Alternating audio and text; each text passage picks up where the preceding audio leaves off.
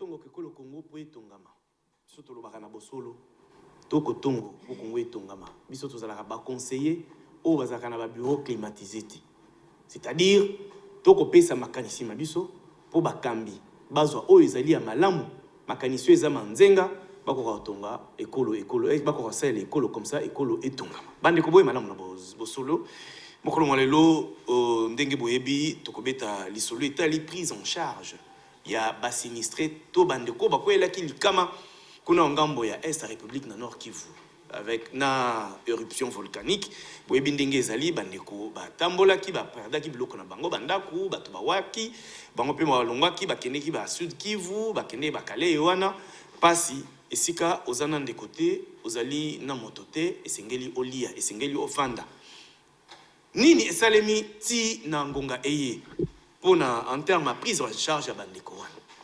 tokoyoka bato baike bakosalaka collecte ya bafond est-ce que misolo yango ekokomela basinistre tokokanalize yango lolenge kani côté ya gouvernement makambo ekosalema lolenge kani tokomituna est-ce que prise en charge yango ezali na hauteur na lopoto ndenge tolobaka to ezali ki ya kokoka biano bokozango na bosola mukongolele to beta pili solo etali proposition etali congolité na lopoto ndenge ndeko Noël Tiani alobi pose la occuper ba fonction mususu na kati ya proposition de loi na ye ndakisa pose la président république esengeli ozala natata mwana abotami na tata pe mama lokola bazala ba congolais soko ozali na tata congolais mama muto alibanda zano ba fonction mususu o ezali concerné te mais cause la président république to ba cause la chef de corps to chef à institution n'était président à Sénat président assemblée nationale tout ça et sengeli ozala na papa na maman congolais yango e créé polémique bande ko mususu na terrain bomoni lokola ezali ko viser kaka mutu moko ba misusu balobi non makambo biso to botina ba meti finalement cause la ndenge nini ndeko Noël Tiani a argumenté ezali débat républicain lancé et sengeli ba congolais totala oyo ndeko Noël Tiani alobi ya malamu ezali nini ya mabe ezali nini yango totuni awa soki proposition de loi ya Tiani ezali solo kolandela mingi ko batela to protection ya ekolo na biso mutuna yango wana biano na bosolo ya mokolo malelo bao bandimi mbela bazaye baike ndeko Donald Kabasele boye madame. Merci ndeko Yves, merci pe na balandi na biso nyonso ya émission na biso bosolo boni lingomba politique UDPS oyo kokamba ekolo UDPS tozali vraiment makasi pe malamu. D'ailleurs je profite de l'occasion pour na kopesa mbote na CG na biso oyo azali na kati ya redynamisation ya parti. Il l'a fait au Bas-Congo na l'air tozoloba nao azana bandundu et ce n'est que de gens qui viennent adhérer au parti. Donc tozo conseiller pe na ba parti politique misusu balanda exemple ya UDPS parce que biso wana tozo bongama pona maponami jour oyo seni ya kolobake et ça je crois bien le 2023 biso UDPS tokozala prêt et donc tokozala périple wana na République mobimba pona ko redynamiser na ko implanter Armand Munkulu cadre ya CCU ya mwana mboka Lambert Mende o Malanga ona otetela ke mafumbi boye malo mwana mboka. Merci de Yves Nico Lebele. Bozongi bolam. Oui, bozongi parce que ça la reste mon mini lorsque nazo kutana ba ndeko na nga ya maele dès to lobaka biso to ibato to ya komema ya biso ba critique constructive ezala muto azana ngambo ike to pe na ngambo mususu ata toza na ba obédience politique yo côté mais kasi particularité na biso eza été na ba plateau biso to lekaka pesa na makanisi puis totikala na barakinité très bien bon monde ekolo okende liboso na tondi bande kona manyo so to ina bona plateau mbote et puis na bandina na kopesa mokonza mboka mbote belé tozali longo na ye son excellence Félix Tshisekedi le président de la République na maman Denise Nyakeru la première dame na bwaki lisusu mbela na bandeko na biso ya Goma côté éruption volcanique les Salama et puis na saluer lisusu état de siège donc ils ba élément oyo en tout cas tozotonda botondi mingi na ndema bezokende. Merci beaucoup. Litomba ekolo ekende. Merci beaucoup. Bande Kubo Landa CCU Azali bel et bien na kati ya union sacrée. Ezali sous sécrété. Moi namboka Franck Kalolo, Serge Ly, au four et au moulin, bola laté, lutte contre l'impunité. Boye malamunde. Totondi onde koiv, soki to lali mboko to kutango na impunité. Oh, il faut que l'État aille kitandambo. Il y a mozo mo to za au four et au moulin pour que ekitata muke. Ma tondo mingi na bako débattre na ngani surtout. Équipe mobile ya Kin 24. merci. Et natoni lisusu ba téléspectateurs sur ba kolanda biso na mokili mobimba apesi no bambote. Boyende sala. Papi Musambao. Musada. 50 ans kalamingité. Dans quelques heures hein. PPRD. Boye malamu mboka. Oui, c'est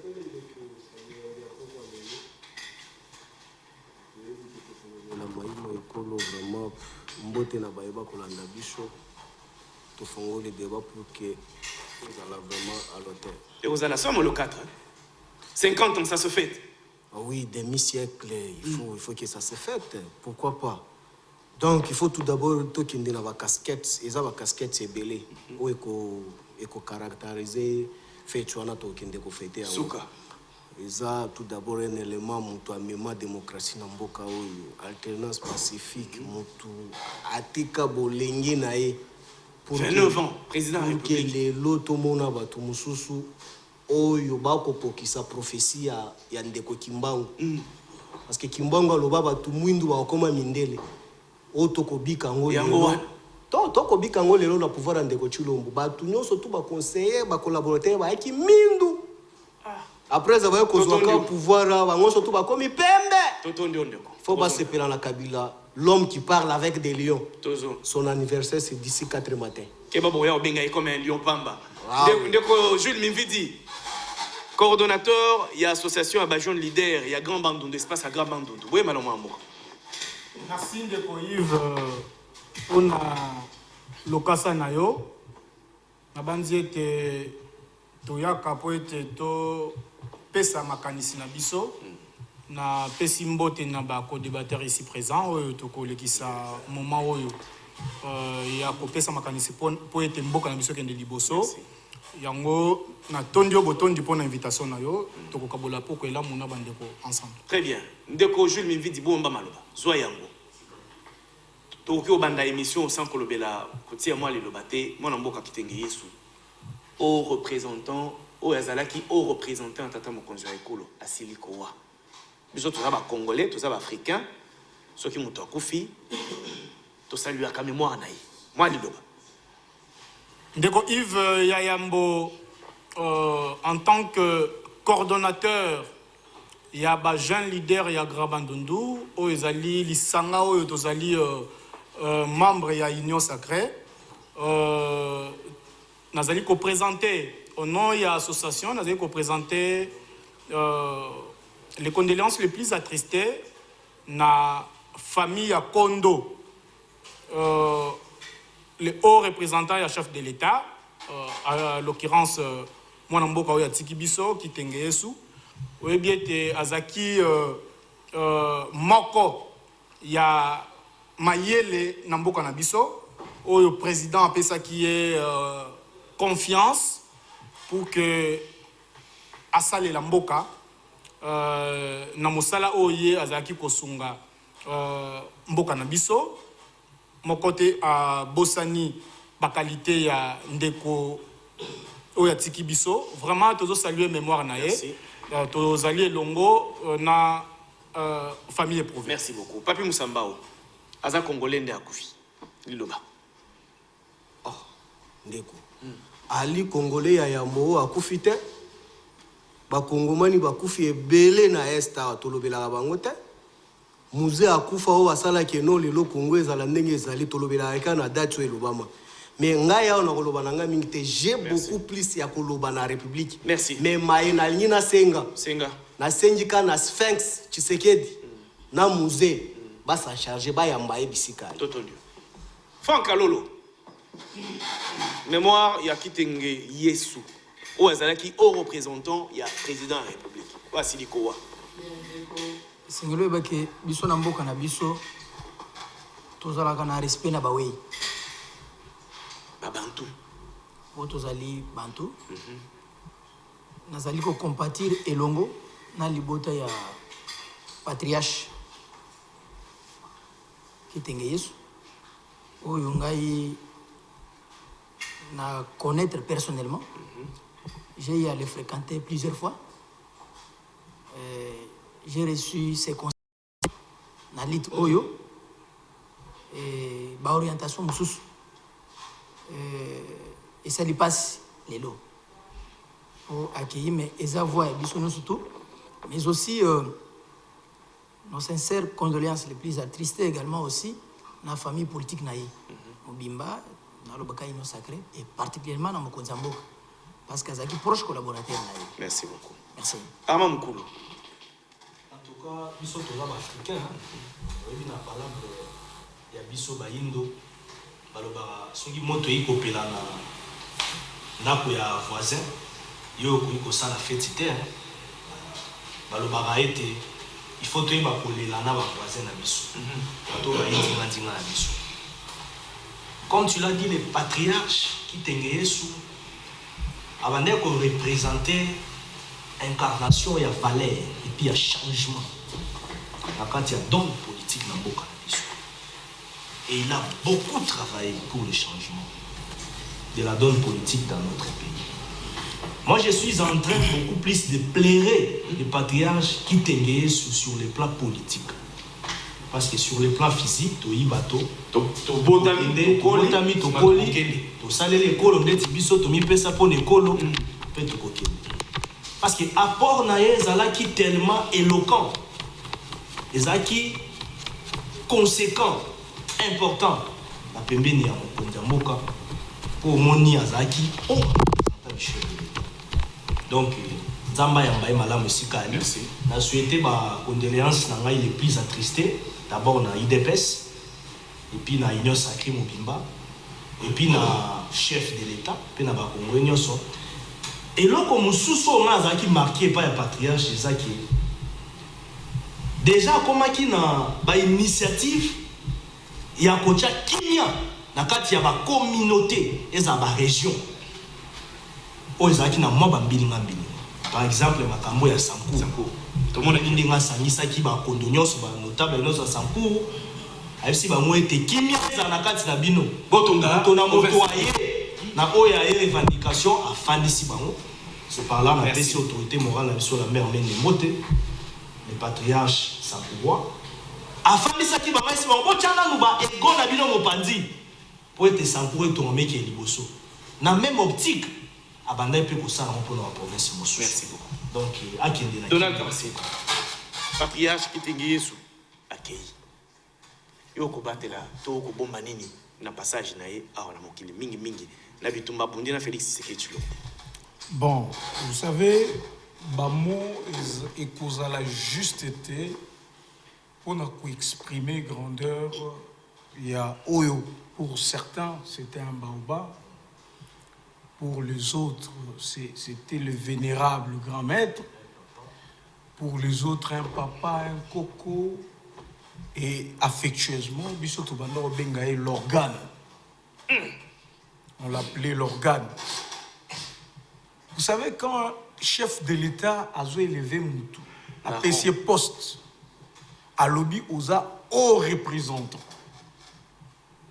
c'est qu'il y a de la considération. Et je vous dis que c'est un fin stratège qu'on a perdu. C'est un libre penseur, c'est quelqu'un de vraiment indépendant. Il connaît le rouage politique, mais sa disparition est une grande perte, non seulement pour le pays, mais beaucoup plus aussi pour le président de la République qui avait besoin de ses conseils, qui avait besoin de lui. Mais comme Ndeko Alobi, nous sommes le Bantou. nous connaissons ce que ça veut dire, le respect. Des morts. Le respect dû aux morts. Merci beaucoup. Merci beaucoup. Voilà, je crois, Bissonyoso, Batuit, il y a patriarche qui t'engage sous et comment que Bisso. Congolais, nous soyez bi. Qualité, na hauteur, il y a plume, il y a qui t'engage sous. Batou, ça, il y a des réseaux sociaux, baébi. Ce qui a commis, c'est un moto et pela. Ce qui a commis, il faut message. Annoncer qui m'a camoué belé, m'a camoué kokisama. Voilà, paix à son âme. Te présenter mes condoléances na famille biologique naïe. Voilà. Tous on a solo. Tout le bien école Congo. Ndeko Armand Mukulu. Soit maloba. Boyambi yango wana. Ndeko ndenge prise en charge ya ba sinistré à Goma. Ekoleka. Est-ce que ezali ya koloba que mayeye kosalema ekoki to ya kosala ezala no mwa ebele po bandeko wana o lelo baza suna bandaku te o baza sala musala te o bazo kende bilanga te bako boko loso bangombe te alali alamuki esengeli a se retrouver bongo to benyango catastrophe naturelle wana ezali loi imposée par la nature. Denge baza prise en charge, est-ce que ça a kokokato esengeli koloba ndenge mosusu? Merci de comprendre au Sanga Maloba pour la fongola débat. Je vais m'atteler beaucoup plus sur deux axes, axe scientifique et puis axe politique. Voilà. Bien que les catastrophes naturelles de monde. Dans l'axe scientifique, il y a déjà un grand travail sur terrain, au Salama, au niveau OVG. Bien que nous avons des mingi, nous avons ciblé, mais nous avons des mingi, nous allons mettre en cause les forts ils ont déjà fourni sur terrain. Mais en âme et conscience, en tant que citoyen congolais, on sent quand même les forts ils ont fourni sur terrain. Sur le plan scientifique, il faut tout aimer l'eau. Catastrophe naturelle, ils ont deux aspects. Aspect à Liboso, ils ont aspect moko yaka na spontanéité. C'est-à-dire, l'eau moko salama spontanément, pouf. C'est-à-dire, on est aux élan à monter. Et surprendre bino. Voilà. Et on surprendre. Aspect ami balé, ils ont des dégâts moko, ils ont facilement, beaucoup maîtrisant facilement. Ils ont des conséquences moko néfastes. Parce que ceux qui est là, ils ont vraiment au bino sali, na maboko, ils ont des vraiment intellectuels, beaucoup ont une facilité à contrôler mon consort. Mais on est en nature. Donc ils ont un exemple, il y a une grosse photo et il y a mis balai sur le plan politique. Aspect au état l'indé timakambuya solidarité envers Bandekonabiso ya Goma, les aspects très importants. Maintenant, dans ça, moi je voudrais quoi? Suivi Ezala. N'a pas fonds aux deux à récolter. Commission est mis en place sectorielle, il y a un ministère qui est mis en place commission sectorielle. Il faut la capacité de suivi à malam. Quand il y a canaliser mobilisation, il y a des fonds, il y a des dons, il y a des salama, on a poété. Et salama, réellement pour nous, il y a Goma qui sinistré. Et ça la tendance à les remis sous tout le monde parce qu'il faut te rappeler que la éruption volcanique est en bas en 1977, et Salamara pour la première fois. Ah, tout ça en Zaïre. Voilà. 1980, et Salamara. Toye, en 2002, et Salamara. Oui, en 2021, et autre chose. Il y a 2021, autre chose. Or, il y avait un problème dans le niveau de la gestion. Il y a des éléments déclencheurs, des signaux. Donc, surveillance et activité volcanique. Parce que ce total, il est en 2020. En octobre 2020, OVG a salaka dans un rapport, il y a des signaux annonciatés. Il y a séisme. OVG un rapport, rapport, on les a déjà déposé dans l'instance habilité. Même dans le ministère des Recherches scientifiques, ils ont déposé. Oui, il fallait même défendre le conseil des ministres et tout qu'on sort. Un peu de la négligence. Vous comprenez un peu?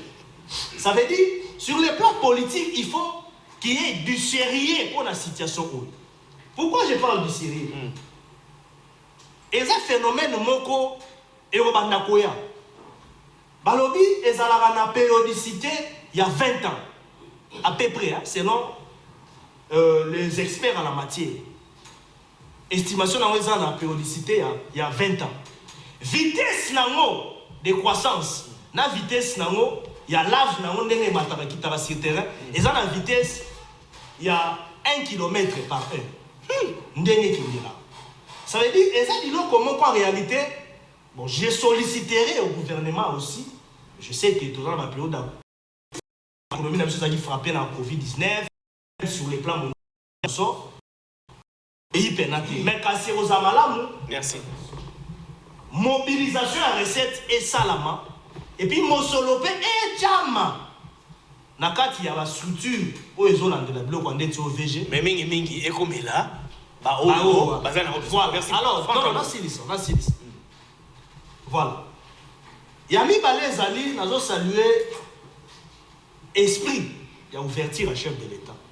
Et puis il y a esprit d'anticipation, il y a mon konzamo. Dans la terme, mon konzamo, à l'obbi, Kozoma ya bande onabiso bande okatisa. Comment qu'il na mboka o mosusu kubatama. À l'obbi, Kozoma na bango na goma, pona ye, azomo na mwezana nos priorités. Le chef de l'État a raison, oui. Actuellement, ils ont proposé beaucoup plus. Déjà commencé à penser comment est-ce que nous pouvons créer ville Moussoussou, extension Moussoussou ya Goma, Mopandi. Mais quand ça lobby cette extension on a et permettre Goma à vider non. Goma et Rosala. Mais qu'on crée extension Moussoussou, il y a ville Moussoussou bakoki pour évacuer Batou. Merci Franck. Et réalité moi ça m'a koyer ko banda to ça la moi étude moko infrastructurale ba étude moko urbanistique pour na koyeba ndeni ya ko délocaliser habitation ya bande ko na biso ya Goma. Voilà, on les a makanisi ya baike ndengeni to ko éviter makambo. Franck Alolo zo maloba. Vous allez satisfait na auteur ya prise en charge ya ba sinistre à Goma. Est-ce qu'il y a Koloba Ezali, ce qui est Ezali Olobia? Yamuna loba obtenir le compte nano na minute. Non, c'est ça qui m'a lobé depuis Franck Kalolo, Bayimbo Bazola. Kasi bino ne pour ça l'effort, ceux qui m'a lobé ça souci à hauteur haut de la chair, on peut faire ça. Ya tour na ngai minute wana pe nazwa ngopona loba pe. Non, yo sunga ngai na gérer émission malamu na kosala la ngonga o eza ya yo. Tout à fait. Sinon ko déborder mutu musu ko pas déborder, to ça la gani comme moi. Mais eza impunité. Ah voilà. L'accent d'excès c'est cool, l'accent d'excès. Zo maloba. Mutuna na yo eza malamu mutuni pona misolo yo bayimboka ba ko sangisaka poto sunga bandeko ya Goma. Et ça la combat à solidarité nationale. Ndeko nangai. Première expérience, eza na bato Covid. To belela mamba Covid. Biso Sergili to lobby to komi to marché, chef de l'État a débloqué bon. Bato mususu ba pesa ba mbongo, ba ambulance ba biloko mususu wa destination tilelo, ba sele biso inventaire te compte rendu ezalati. Redevabilité. Exact. Koloba boinde kosonga mokonza mboka. Parce qu'il faut dénoncer pour payer basiko yambalo yo ndenge nini bakoki komema nango. Ba nommer équipe moko. Équipe wana ezalaka na ba politique te, so yepo ba le comité ezali déjà ministériel. Non, il faut le quoi na ba pesi une confiance bo baby pose la kaka. Et ça banda kuna bango te frère. Mais ba canaux officiel te pas. Nazo yo kana bisa yote. Le bako ba eza ba structure te. Bonomé bato na redevabilité au salade. D'abord il y a beloko moki eloko zo boma nyonso. Et manque de crédibilité zo tena na communication. Défaillance communication. Oui, bato zo communiquer malamu te. Bazo communiquer malamu te. Et tout le monde a l'obligation de remettre en cause ezala bozo sel makamalam to mabe. Dis-moi aujourd'hui, le gouvernement ndenge ndeko alobi awa ils ont soutenir sinistré tout consort. Bisou Sergili Tozon dit Mango, oui, mais avec réserve. Pourquoi? D'abord, pour soutenir les sinistrés, il faut un nombre. Est-ce que le nombre est banni? Et banité. Si vous voulez soutenir les banane, vous avez banane. D'abord, il faut identifier le nombre de victimes. D'abord, c'est ça, le primordial. Il faut savoir combien de abonnés. Oyo likama et comme eli bango. Pe mikolo banane su babaki sami. Pe baza esika kani. Basit. Soki Hollandi gouverneur Théo Mwabit. Alobi ebele bakati saki bakena Bukavu. Frenga na Bukavu. Babato nyonso na Emmanuel banino na katisa nango. Na lako wana na yibi. Soki Hollandi alobi ebele tango bakomi na Bukavu bakei na ba famille na bango. Mais bakei na ba famille ndenge nini? Si tenini basila ki bango. Bakei. Ba précaution ni ezate. Charge lisusu et bakisami na kata inattendu l'imprévu. Et pourtant c'est l'état congolais azali habilité ya ko sécuriser ba to prendre bango en charge na moment ya boui. Déficit communicationnel. To boite que ezo sale mais il faut to yeba nanu. Yebisanga ministre ya santé nazo landa ye butu moy biso Sergili. Hein? Nil part yebisinga yi combien bazana ba hôpital pe asa futi ba facture bonne. Donc tu as qui m'a quand même. Non mes frères. Vous avez calme quoi? Ko dénoncer bonne ko so mukonzambo. Ezate ke mukonzambo kasala kiboy. Asa alinga kutu ba biloko anati. Ya badiali alinga kutu amoti. Nous devons dénoncer pour que bandeko bazolanda biso babongisa. Identifier d'abord batwaza boni. Ministre ya santé, biso seli tozana likambo na yo. Au foutu combien déjà ba facture? D'abord biso so baza combien ba victime? Ezaka ka otamba ba kofi. Est-ce que ba hôpital, bazana ba hôpital nini na nini pe baza boni. Kisi nini oyo ezo senga.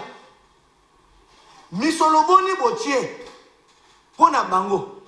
Na temps oyo pe mikolo koya ezate ezaka tozo suma tozo sote wana ezako so bazo misunga bango moko parce que tozana ba famille mususu ngana zo bisayo au moment où je vous parle quelques membres de ma famille se retrouvent à Rutshuru Bakimi Goma parce que banda kuna bango kutu ba fisir et beti Bakimi Goma bakei na Rutshuru bakoma na bisiko bakomi place wana ba misusu ba yopesa bango studio toute une famille.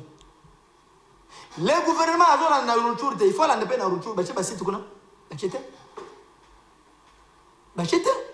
Ceux qui basite eza na Rutshuru, eza place ni. Tout ça, eza bateau balou. Commencez d'abord par identifier ndeko Patrick Moya. Wario na birote. Na kutu pona biso Sergili. Bozo na bino nosu Goma. Oza pe na ba vice. Vous êtes secondé, non? Chaque ministère est à secondé, est à na vice na bango papa. Laissez des vices ici dans la capitale. Vous retournez là-bas à Goma. À ta vice, à ta secrétaire général Azali. Papa, bozonga na Goma kuna bopesa kabiso information à temps réel. Sinon nous allons commencer à vous contredire parce que tozana ba élément biso. Merci beaucoup. Ce n'est pas ça aider les chefs de l'État. Jules Mividi.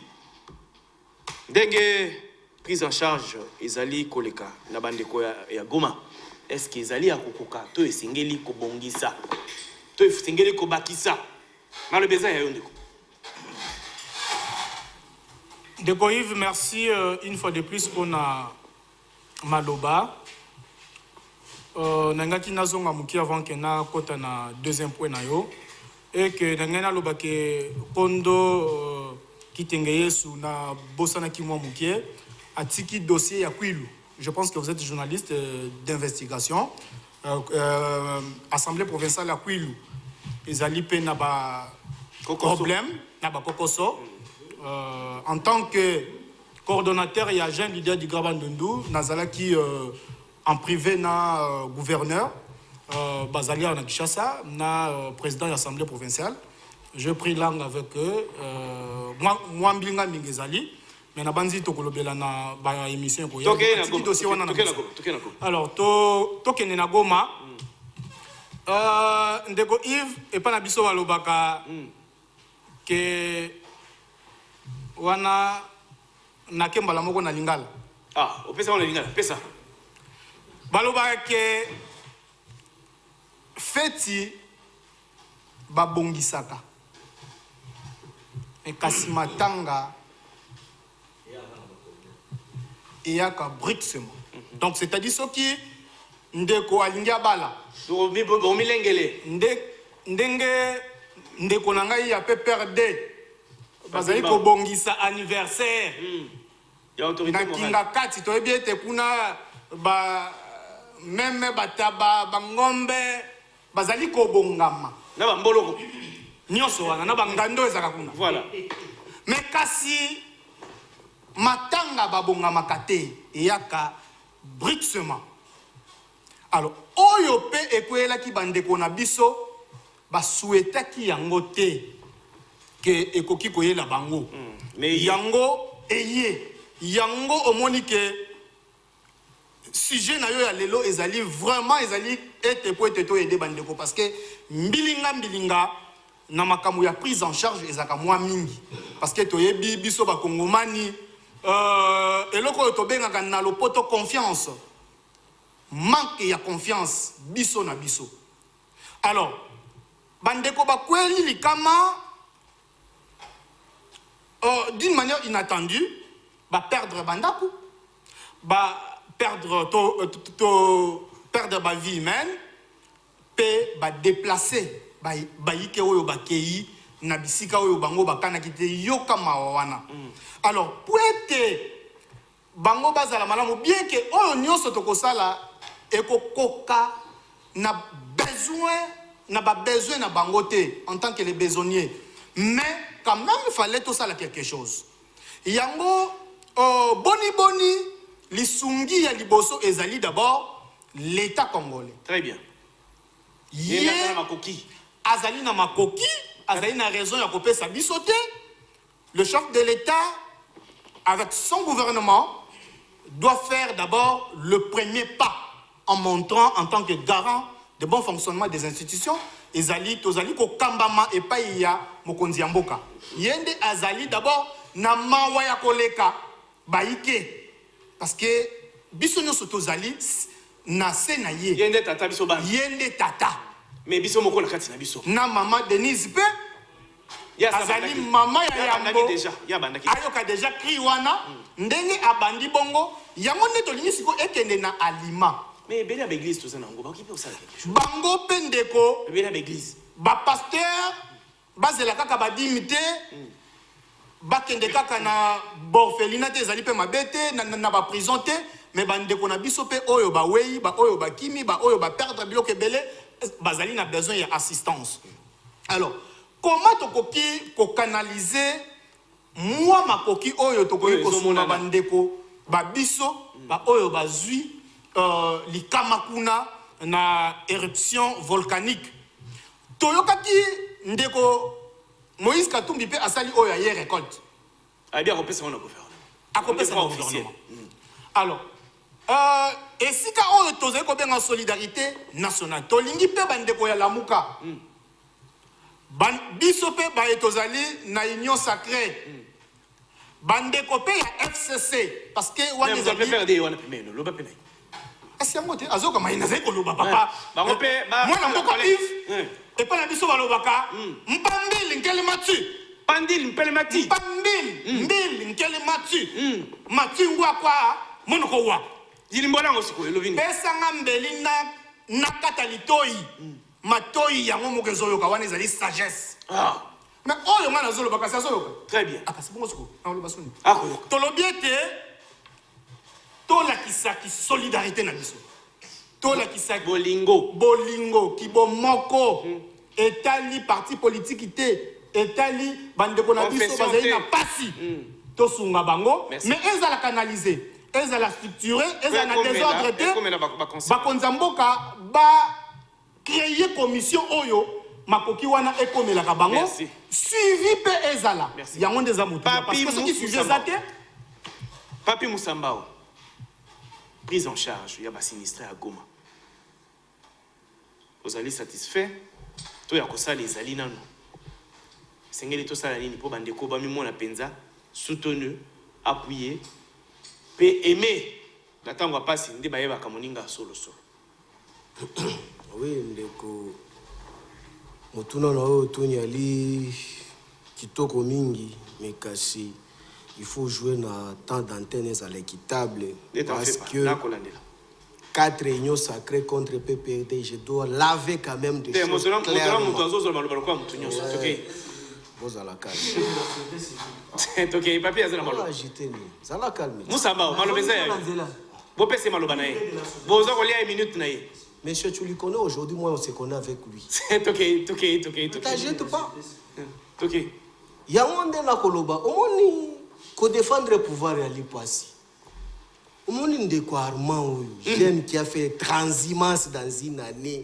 Abanda kolobela ndeko chilumbo ba vidéo na ezali awa Gilles il faut bimisaka ba vidéo ya ndeko arma oyo a quel intérêt à peuple comment est-ce qu'elle parlait sous les bois mais na mini ata délivrance ngo to mona ka batu ba milimu mabe to mona bango délivrance ezalaka processus ekendaka malembe puis ba benga ni molimo satana kei mais yo lolengo katisa okomi même ko souhaiter okopesa mbote obosani kopesa mbote ndeko mende.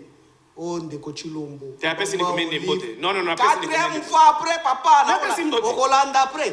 Yo somona arma depuis Kabandi appelle mamen de mbotete. Transhumance s'est changé. Yo kabilo kwa lobby. Elle dit ici que non. Voilà sagesse ya ndeko Chilombo. A lobby retour ya bandeko bakendeki na Rwanda bazongeza opportunité. Mais messieurs, oya aliko lokama? Bino na pouvoir na bino ya Kinshasa oyo. Qu'est-ce que vous faites avec nos frères au Bakati ici na Rwanda? Nini boko pesa bango? Quand vous trouvez qu'ils allaient opportunité pour bango bazonga, bakolia lolenge nini? Kagame azui bango pour ton information que toi tu ne maîtrises pas. Le même jour bandeko na biso Bakati saki butu bakomi. Na tongo Kagame a mobilisé les bis. Et que kokuta bango bisika bezaki boko zonga shibino. Malgré moto ekopela. Yo yebi yango te ko lobango ate. Oh. Armatikila on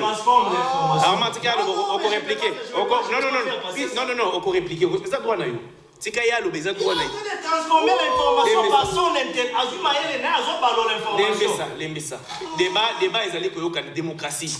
Oloba ki ayoka ki aza kokoma. Ye pe azo loba yoka ye koma, tango ko zama loba ko répliquer ola kisa lokuta na ye esika wa pia buki. Ndeko papier ça na malo. C'est ça l'ADN de CCI. L'impatience lorsque vous êtes sur le plateau. Il faut s'agiter. Je m'assume de ce que je dis, je suis devant le média. Hier, on démontre le contraire. Oh, bah, service, nous surtout à l'Icolanda. Kagame a mis des bis pour que Bazong Savande Konabiso, malgré Banda Kopela. Qu'est-ce que nous avons fait dans la République démocratique du Congo? Bao Bali na Rwanda, Bako Bika Lolengini. Tu éviter, mais on vient ici tout simplement parce que nous sommes membres de l'Union secrète. On doit cracher sur les déplacements, il y a bateau, sans mungwa, sans nini. Non, parce que je suis membre de CCI, qui existe à Kinshasa. Non, c'est quoi ça? Et puis il le dit ici. CCI, c'est national. Oh, c'est toi qui le dis. Il le dit ici. Oh, négligence. Papier azoloba, papier azoloba. Zala na courtoisie azoloba, to bando déranger oté. Alobi ango boye que non négligence à gouvernement. Oui, alors c'est ce que je comprends que non Arma azali informé. Mais monsieur, tu sais que le gouvernement au Ebima, Namaye Outi Kolobana 2001, El Volcan et Tomboka. Rapport Ouana, ça prouve suffisamment que tu n'avais pas lu ça. Les DG à structure Ouana Lobanini. Volcan au Ebimi, c'est l'oba étude. Et Panzanite Ebimi Kaka na sommet Mouké. C'est un danger permanent dans 20 ans au Yalikoya. À Kotomboka, tout moment. À Kotomboka. Et puis, Ekozala na mbeba yali sekite, il faut tozala ozagi. Pour aller au-delà, va vérifier dans le ministère de la Finance, va voir combien de millions en francs Babanda Kotinda pour l'exécution à Misalawan. Mais awa, ils ont inséré le problème, c'était en 2 mois. Que je t'informe, tu vas aller vérifier. Mabunda, avant de partir, avant que Bino Batoigno sacré bolongolais d'une manière cavalière, tout en étant impréparé sur la gestion des Républicains. Vous êtes parvenu d'une manière cavalière sur la gestion. Mabunda a laissé les dossiers sur la table. Oyo, il fallait qu'il va exécuter. Et le ministre en question, il était convoqué pour que Bassam Bissaye approuve Bamisolognon, surtout Azaki Ango, Azaki Ebele, il fallait qu'il a démontré en Mais quand citoyen Mbosso est arrivé, qu'est-ce qu'il a fait? Citoyen Mbosso a trouvé que non, Comme ce n'était pas Kwilu ou Kwango, ça ne nous intéressait pas. Non, moto ana biso to kobumango na union sacrée. Je ne sais pas na union sacrée. C'est ma question nationale. C'est une question nationale et pas sectorielle. Non, attends que je termine de cours. Toi tu dis ça parce que na famille va kufiter. Non, attention Déco. Et si tu me parles de qui t'engager sur les scènes, tu me fais me chanter ici na souhaité. Mais tu sais pas tout bon va kufiter. Tu kana développer aussi ça. Non. Basala ngana kotika makambo boyeli kati foto ki malembe limbisa bato bakufi na Goma bazali ba Kongomani nazali na ngonga te ya na revendre la télévision na biso combien de membres ya famille personnelle nanga bazana Goma na ngonga o baza okima ndenge baninga nyoso bakimi donc to personnaliser question en côté to kende nango solo na ndenge mo d'une façon collective bazali ba Congolais malo bezali eko wana cause la style ko imposer ngana kende na système collectif te tika ngana kende na pensée na ngai quand les gens étaient sous les bois oyebisa bango ba kende na manière collective ba accompagner Kabila. Je regrette si citoyen Mbosso parce qu'il doit partir. Citoyen Mbosso doit trouver les dossiers ya gestion ya mutu oyo ayaki na misolo a gérer ngo mabe. Il fallait qu'il y ait répondre à l'Assemblée nationale et puis à justifier Mbongo, combien il faut louer pour la vigilance, il y a OVG, et puis comment est-ce que vigiler pour que va délocaliser. Mais citoyen Mbosso n'a pas fait ça. Il a gardé ça. Mais Moutouana Beleli, nous avons seulement besoin de 250 gigas pour que tous aient la connexion. Oh, mais citoyen Mbosso n'a pas donné cet argent. Mais curieusement, tu dois comprendre c'est quoi. 2 mois avant, 2 jours avant, Volcan ne fait pas seulement. Mais le ministère, on aura pris Missolezo qui est belé. Mais Atinda Yangote. Mais Yangonde Tokolobandeko. Mais Tokoki Kokende Musikate le Lotolobele Yango sans que Toloba Mbosso. Mbosso doit démissionner. C'est un problème particulier. Non, ça va quand même déco. Tikana Loba. Tikana Chité, que ça ne vous gêne pas, que ça ne vous mette pas mal. Mbosso doit partir. Donc, ce que j'ai dit, Jean-Marc Kabound d'abord, tu dois commencer à te préparer pour remplacer Mbosso en attendant qu'on cherche encore une autre personne. Parce que Mbosso cherche à gérer les choses avec toute légèreté. Totonio, merci beaucoup. Ils allaient droit nayo, ils allaient réflexion nayo, ils allaient congolais dans ça pour réfléchir. Kabassé les Donald. Merci. Je vais noter plusieurs choses. Voilà.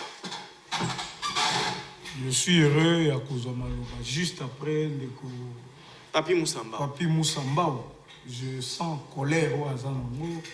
Non, ils ont expression en congolais, ils ont la colère. La colère qu'il a. Souci, à comment on a Makamonion, ce qui est bien. Non seulement pour le fait que Maman Magunda, au Azalaki, a perdu à Longwe, et que citoyen Mbosso a remplacé, on peut sentir colère. C'est habituellement, c'est normal. C'est normal pour bateau bazar dessus. Il faut maman Azalawana, peut perdre Azala, bon, peut perdre à Lungo, et puis c'est Mbosso. On peut comprendre. Mais il faut un moment, tout la passion. Ce qui est ça, là, débat sur la République, on doit être le plus objectif possible.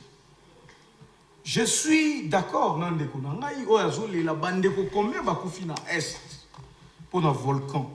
Ngapé nazo compatir na yo lokola. Mais ndeko apé sa biso impression te que yelelo azana souci ya bateau bazo kufa na est koleka biso.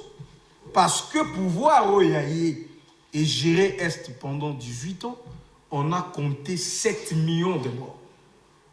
Pendant gestion, il y a Joseph Kabila à la tête de ce pays. On a perdu 7 millions de personnes. 7 millions, on a bakoufi na machette, na bambeli. De choses que le pouvoir de Kabila pouvait anticiper ou pouvait chercher à sécuriser. Mais tout ça, d'accord, que guerre à Est, c'est une guerre multiforme. Ils allaient guerre ou ils allaient asymétrique. Il faut prendre des dispositions qui s'imposent pour que qui ça la nini ils ont. Alors, tu confondre tes volcans et la création est à Motouté. Il n'y a pas un Tshisekedi, même si tu l'appelles Chilombo comme tu veux, qui a dit au volcan de s'activer. Comme ekozala pena mutute wa koloba ke mbule beta sikoyo mbule beti. Ce sont des événements naturels. Quand ça vient, ça nous surprend.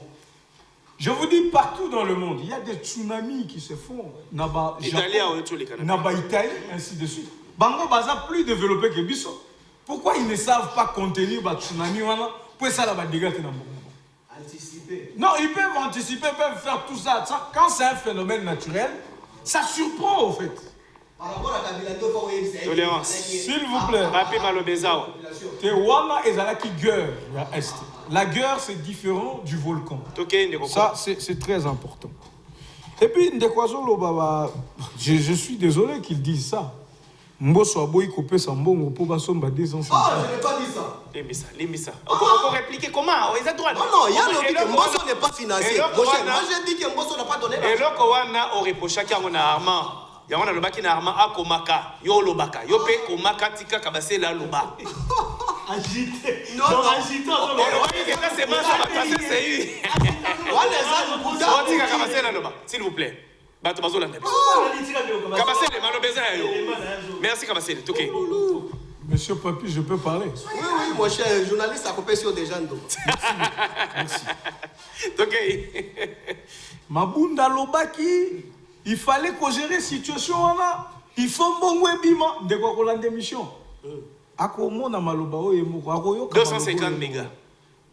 Alobi Mboso Aboy Kopesa 250 gigabytes. Voilà, c'est l'omba. Parce qu'à ça, vous savez, à un moment donné, on a envie de rigoler. Vous savez, au moment où Batubazo landa biso libanda, biso toleki ba on a maïlité. Très bien. Mais ils prennent leur temps à Rolanda biso. Il ne faut pas que biso bakitoza na scène, toko maneti ba bangadjaja, toko maneti ba comédien de toute façon. Non. Disons-leur des choses qui existent, des choses qui se font. Ce n'est pas de la compétence de l'Assemblée nationale. Il y a copé ça comme bon un volcan. Je suis d'accord qu'on reproche le gouvernement. Le gouvernement a débloqué je suis d'accord avec toi que on critique le gouvernement. Merci. Que na place il y a gouvernement au Bosani. Au Simba papa Mboso. Simplement parce que Bozane ba mitif. C'est quoi le bon? Ils ont règlement de compte. Ba mitif. Ils ont règlement de compte. Azangi moyen à côté ça papa Mboso, mais à côté et puis à lobby qu'il faut démissionner. Merci. S'il vous plaît, s'il vous plaît. Donc ils ont règlement de compte. Non, la conclusion il faut Mboso démissionner. Bonne année. Pour volcan il s'allume. Merci beaucoup. Donc pour vous dire que mon frère, c'est grave ça. Arrêtons la passion. J'ai vu mon ami qui a parlé de l'hôpital Nini Ezali, qui sinini bapesi bandeko, bakotisi famille mobima na studio. Il a aussi dit que avant ba aider bango baza combien. J'ai aimé sagesse ya ndeko na biso leader ya Bandundu. Voilà. Gilles Mouvidi, c'est vrai que... Les leaders à jeunesse. C'est ça. Voilà. C'est vrai que... Son chapelet... Son chapelet et sa sagesse me rappellent le vieux Némouandanseni. Ah, voilà. Ils ont vraiment des traits caractéristiques. Voilà. Tu vois? Sagesse. La sagesse. Il dit, une fête, on la prépare. Voilà. Mais un événement de malheur, on ne prépare pas. C'est-à-dire, Yoga, n'a pas ce exemple, monsieur Souté. On a un peu de ce qui kake beteli bisona binoa, muto akobenga gouvernement wazate. Que tolo elongwe, eza mwana na mwana bendana. L'air aussi la net au banomi tout la question. Téléphone est à wapi. Merci. Sapat est à wapi. Donc on fuit d'abord.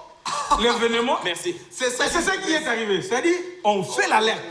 Batouba Kimi, vaille que vaille. Maintenant, le gouvernement, il s'est dit, qu'est-ce qu'on fait? Parce qu'ils ont quitté leur camp. Baza Boy, Bamoussou sous volcan et Baby Sinda. Baza na balabala. C'est quoi? Tous à mesure, nini, pour que vie à bateau et à la sécurité. Et c'est ainsi que balancer appel. Balobi biso ba Congolais moni, il dit quand même qu'on la biso. Soyons vraiment rationnels. Ngana cause à la peut-être un moyen, il y a que attendez comme linga boy, Nazatana moins $2000 dans la poche. Je peux aller, je m'installe avec mes enfants. Vous comprenez? Gouvernement, c'est vrai. Ce qui t'osa pour ça, il y a aide ou un gouvernement. Le gouvernement va effectivement venir. Mais il y a des gens. Il y a des gens qui ont cette capacité-là de contenir leur manque ou leur catastrophe.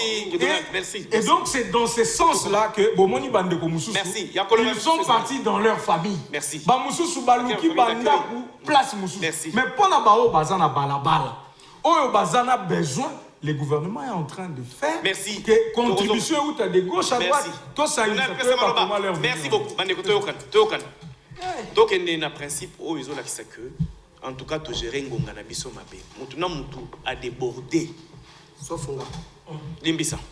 Et permettre biso to analyser baptême nyoso ndenge sengé la kiti. Attention, na poser aux questions, ce qu'on a une réplique à ça là, esprit à synthèse, au PCP réponse na stem yasuka. La proposition de loi y sur la Congolité. Nana ya liboso. Ndeko je m'invite. OK. Démocratie yango tina débat. Ndeko. Proposition ya ndeko Noël Tiani. Ezali ko viser réellement protection ya patrie congolaise.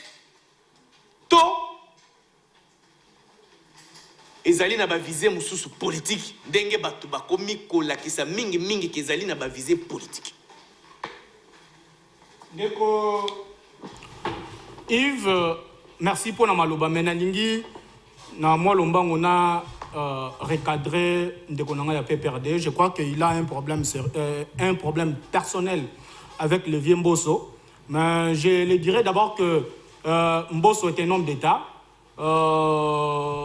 Il est en train de servir la République et non les Bandundu et non les Kwilu. Pour votre information, que Mbosso n'est pas du Kwilu. Il est du Bandundu, mais il n'est pas du Kwilu. Allez-y, vous informer sa province. Mbosso a dit ce qui se disait bas, Oyo, Ndeko na biso mabunda zaki wana alobaki yangote. Mbosso a dit que sur le massacre en répétition à l'est du pays, il y a des députés complices. Tango Mabunda Zalaki Wana, elle n'a jamais dit ça. Mais Mbosso a pris le courage en tant qu'homme d'État, Azana souci à Bandekonaye, il a dit ça. Alors, pour la loi. Proposition de loi ya Noël Tiani, Ndeko Yves, Mboka Itambolaki na Boulou Yeke. Boulou Yeke Belé na Bandeko na biso ya FCC, ça. Il faut le dire. Bandeko na biso ya FCC bazalaki ko voter ba loi oyo ezalaki ko protéger bango ba politique.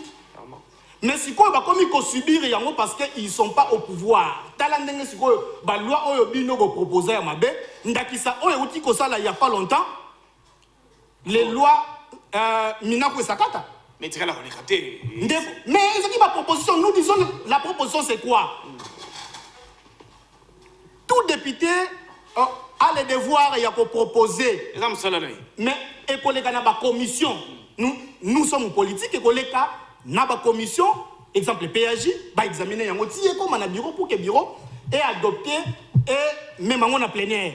Alors, bango balinga qui est tous à la système, ou ils ont dit que nous avons une double nationalité et que Mboko na biso ezo subir makambo ebele ba politique ebele bazali wana na parlement soki totie ordre ndeko Yves bakozo masusu bako postuler té. Alors loi wana moi je la soutiens ezali po ete ordre ekota na mboka na biso po ete o azali Congolais de père et de mère était assumer ma fonction avant danani. Merci beaucoup. Biso beto postuler ndeko Nangai Franck Kalolo. Proposition de loi Ndeko Noël Tiani. Est-ce qu'ils allaient penser à viser protectrice ya patrie congolaise to ils allaient bitumba ba politique ndenge bandeko ebele ba kolobela yango.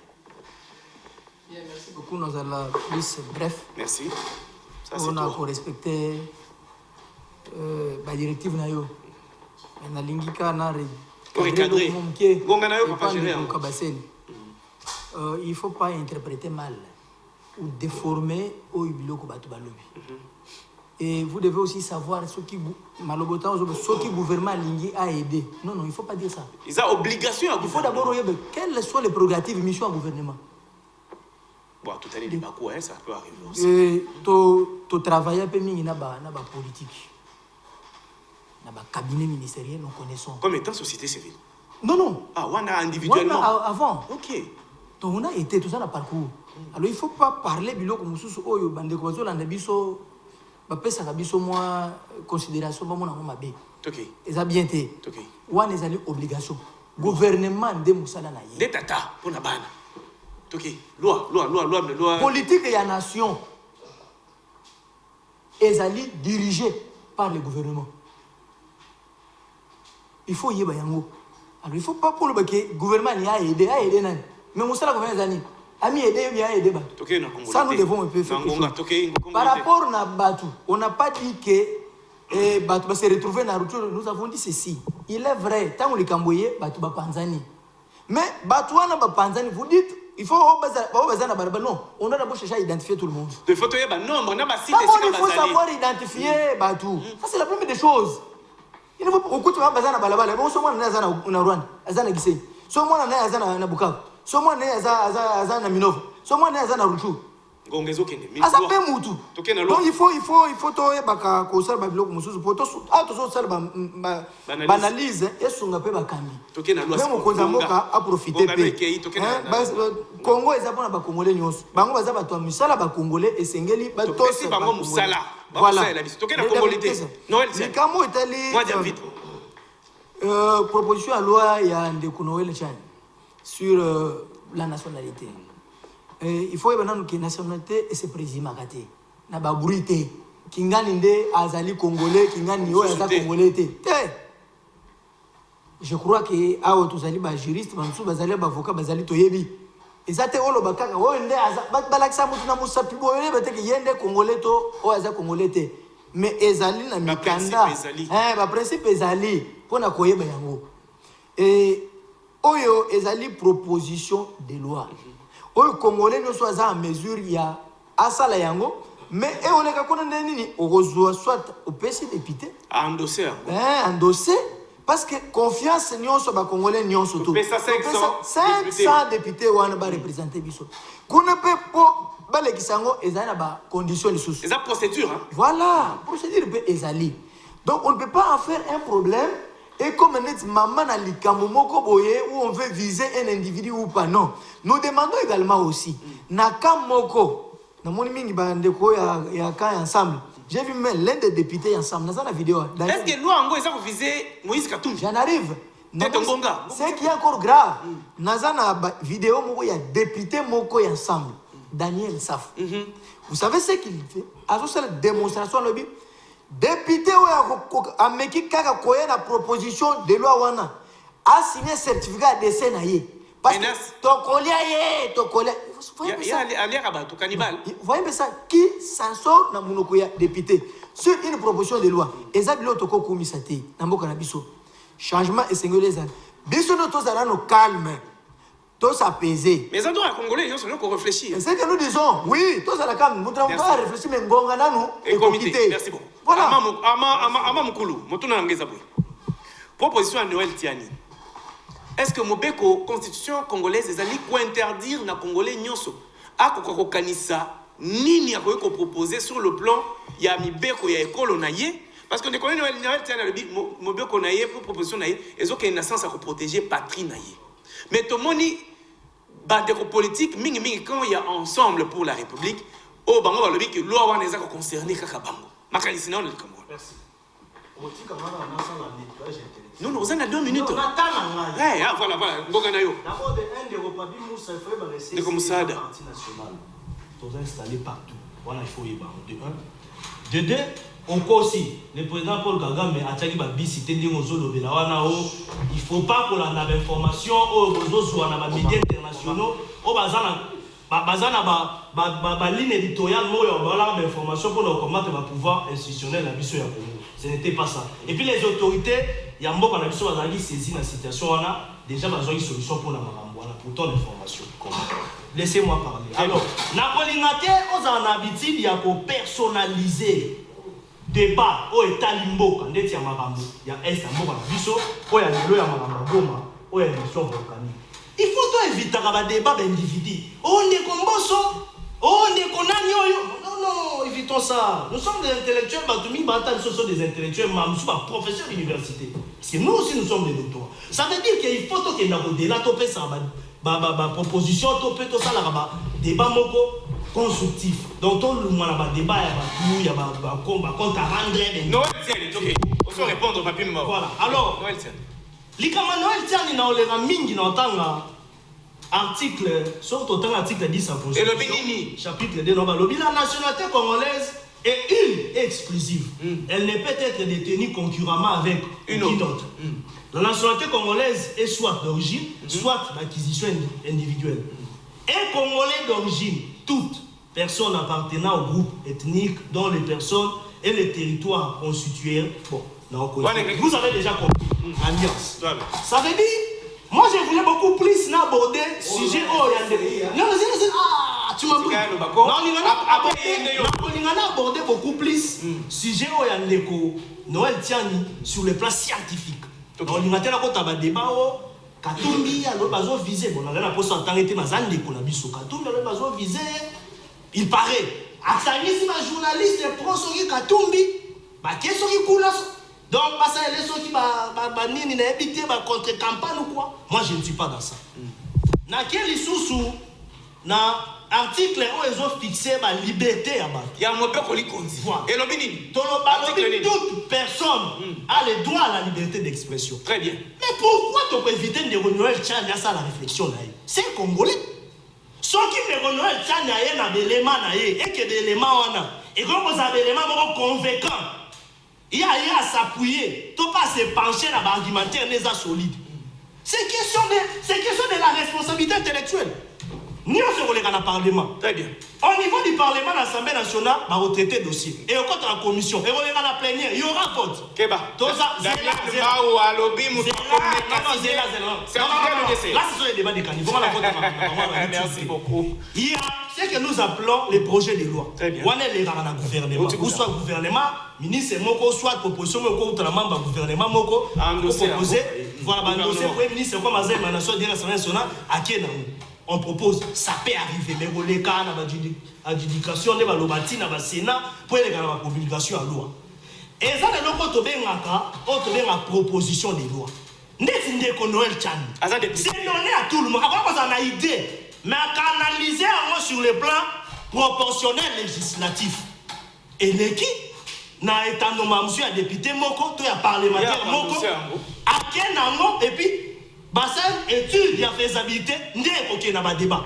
Mais quand si une révision constitutionnelle peut être prévue dans 4 mois, et ça nous coûte mon matin avant de agiter. Oh, merci beaucoup. Papi Moussamba. Parce que tu l'as dit, si le débat en réalité, merci beaucoup.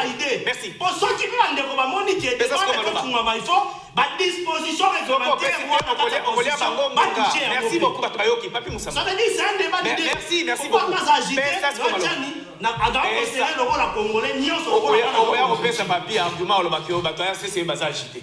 Papi, na l'habité que le babo molis. Papi Moussamba. Tu vois. Réflexion, il y a Noël Chani.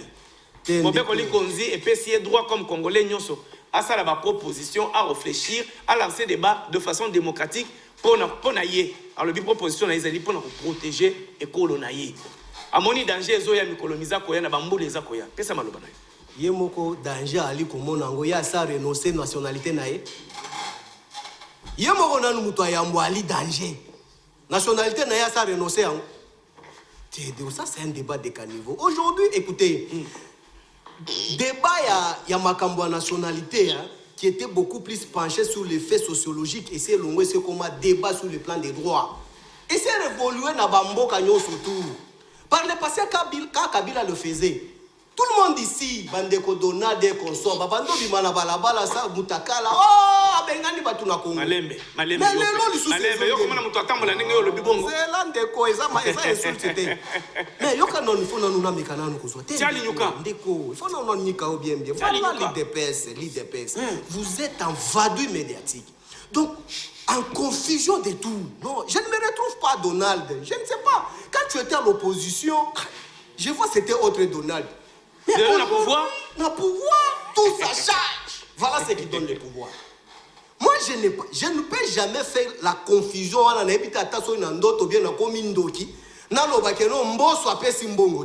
je suis où? Tu vas suivre l'émission. J'ai dit ceci. Moi, je n'ai rien à voir avec Mbosso. Papa de X, mari de Y. Moi, j'ai l'affaire avec Mbosso, institution, parlement. C'est là où moi qui m'intéresse.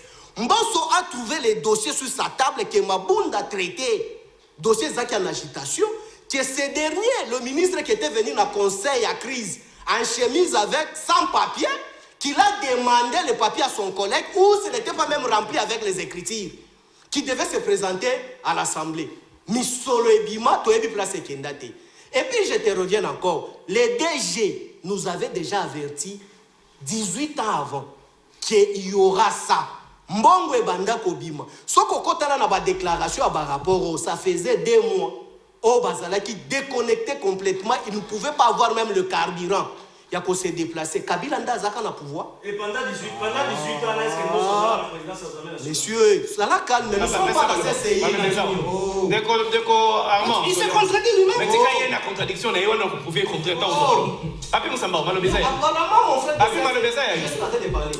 Apparemment, il croit que nous sommes devant monolithe, on est en train de contempler, voir on est où. Mais nous parlons de la République. Voilà.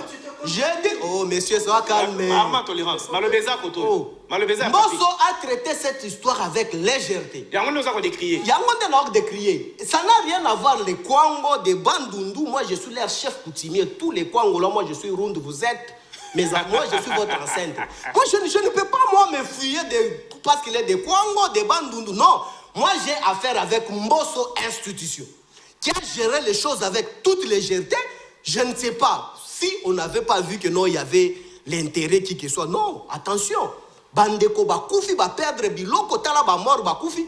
Il fallait attendre Olive Lembe, Abimisambongo naye, akende kopesa batu po bala bamila. Pour la chité tende kozala équilibré. Je suis celle sous le plateau de ça papa.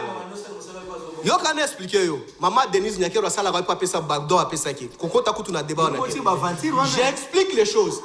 Ici je dois parler c'est quoi? Moi, je n'ai rien à voir avec les débats. Merci beaucoup. Nalina chité pour la chité. Ndeko Mbosso, moi, je m'attelle pourquoi? Parce que Mbosso doit partir. Acharnement. Non, acharnement, Mbosso ainsi. Yo, comme au Katanga Bonde. On est à remplacer. Quand ils allaient calmer bien. T'es dit qu'on a chité Ndeko. On a chité pour la. Donc, 3 secondes. République démocratique et l'histoire de nos enfants retiendra que l'union sacrée, Herba Gérambo Kaoyo. Tout le monde a biloko nyonso tout l'incapacité. Merci beaucoup. Non, parce que participe à la personne ne non, s'il te plaît, respecter le peuple à zone d'Abisso. Kabasele, le col a 2 minutes et demie. Congolité, il y a Noël Chan. La proposition de loi Noël Chan. Ndeko Papimba m'a tellement distrait que à un moment je me demandais Azo Boya Biloko il y a à peine 10 minutes. Pour l'émission, c'est ça. On peut suivre l'émission. Sois très calme. Sois très calme. On parle République. Tolobela Joseph Kabila Tolobela Maman Olive Tolobela République. On ne parle pas de Mbosso. On ne parle plus non plus de Maman Denise ici. Je ne l'ai pas cité moi. Ah mais pourquoi c'est toi cité S'il vous plaît. Tu peux me laisser parler? Ah mais oui, il ne faut pas citer. Tolérance. Tous se supporter. Tolérance, merci. Kabasele. Kabasele, après ça va comprends. En tout cas, la mot de la fin. Balobi, Badon, yo atali bakoma. Papi Moussamba. Viens la belle main d'appel si donté. Tolobate. Malobezawa. C'est ça, on peut s'appeler donner. Merci beaucoup. Merci. Toké, Kabasele. L'opinion retient ce que tu as. Merci, Armand Moukoulou, Malobezawa. Malobeza a eu des pestes. Toké. Merci beaucoup. Bissoï de PES, on prêche d'exemple.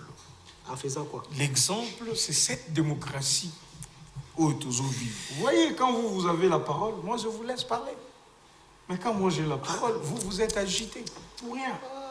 J'entre seulement dans le fond, il y a Noël Tchani, pour ne pas revenir sur Babiloko Zoloba, Yomorozo Wangango. Noël Tchani, ok. Je pars d'un exemple. Noël Tchani, pour les Congolais, nous posé aux questions. Non.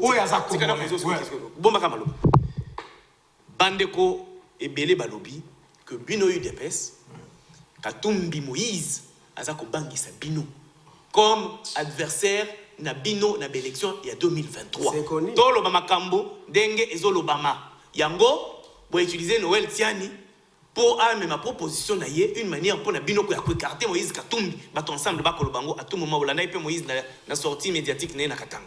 Tolo Bamakambo Dengue Zali parce que nous ba Kolanda.